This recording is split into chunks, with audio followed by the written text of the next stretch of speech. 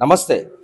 Municipal ఎన్నికల కేంద్రంగా ఈరోజు రెండు అంటే ఉమ్మడి జిల్లా వ్యాప్తంగా జరుగుతున్న ఎన్నికల్లో ఈరోజు కార్పొరేషన్ కావచ్చు, మున్సిపల్ ఎన్నికల్లో కావచ్చు, ఏదేమైనప్పటికీ ఈరోజు హాట్ టాపిక్గా మారింది. పాలమూరు స్థానిక ఎమ్మెల్యే వచ్చేసారి బీజేపీ పార్టీలోకి పోతారంటూ కూడా శ్రీనివాస్ గౌడ్ మన ఎక్స్క్లూజివ్గా మనకి ఇంటర్వ్యూ ఇవ్వడం జరిగింది. అందులో భాగంగానే ఈరోజు జడ్చర్ల శాసనసభ్యులు మహబూబ్ నగర్ రావడం జరిగింది. ఇక్కడ ఇన్ఛార్జ్ బాధ్యతలు కూడా తాను చూసుకోవడం జరుగుతుంది. తన్నే అడిగి తెలుసుకున్నాము అసలు ఎందుకు ఆ పదాలు వస్తున్నాయి, ఎందుకు చెప్పండి, ఎందుకు శ్రీనివాస్ గౌడ్ నుంచి ఆ విధంగా వస్తున్నాయి, ఎందుకు ఇక్కడ వ్యవహారేషాలు ఈ విధంగా ఎందుకు అన్నారు?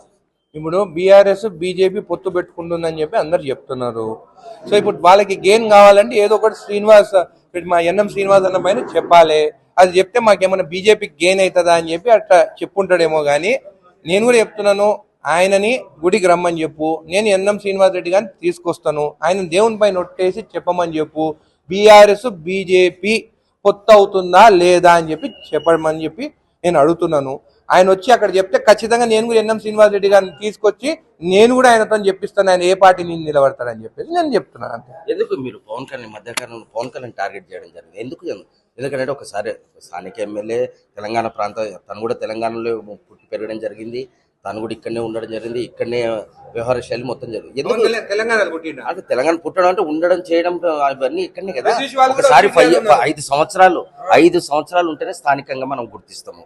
తను కూడా స్థానికంగా గుర్తించాలి. ఎందుకు ఇంత ఒక టార్గెట్ చేయడం జరిగింది గత 5-6 నెలలుగా 7 నెలలుగా? మీరు నీ తెలంగాణనా ఆంధ్రానా? నా తెలంగాణనే కదా. నీది నరదిష్టి అంటే నీ కోపం రాదా? వచ్చేది నాకు నరదిస్తున్నాడు. తెలంగాణలో అందరిని అన్నారు, అందరు ఆయన యాక్టర్ కదా, ఆయన నీవనంటే జనసేన వాళ్ళు తిడతారేమో అని చెప్పి భయం కలలేదు. నాకేం భయము?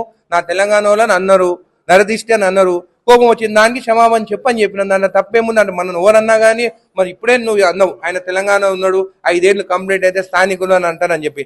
మళ్ళీ స్థానికులు అని ఉన్నప్పుడు మళ్ళీ ఎట్ట తిట్టిన ఆయన తెలంగాణ వాళ్ళని? తెలంగాణ మీద ప్రేమ ఉండాలి కదా. కొండగట్టు కూడా టీటీడీ నుంచి పైసలు ఇప్పించి నేను ఇచ్చినా అని చెప్పుకుంటున్నాడు.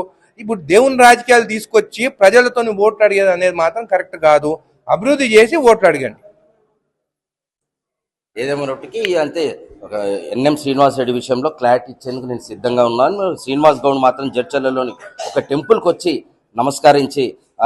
నమస్కరిస్తే తప్ప నేను ఇక్కడి నుంచి ఎన్ఎం శ్రీనివాస్ రెడ్డి ద్వారా కూడా ఒక క్లారిటీ ఇప్పించే బాధ్యత నాదంటూ జడ్చర్ల శాసనసభ్యులు చెప్పడం జరుగుతుంది. మహబూబ్ నగర్ నుంచి మన తొలివేలు కోసం మీ మధు.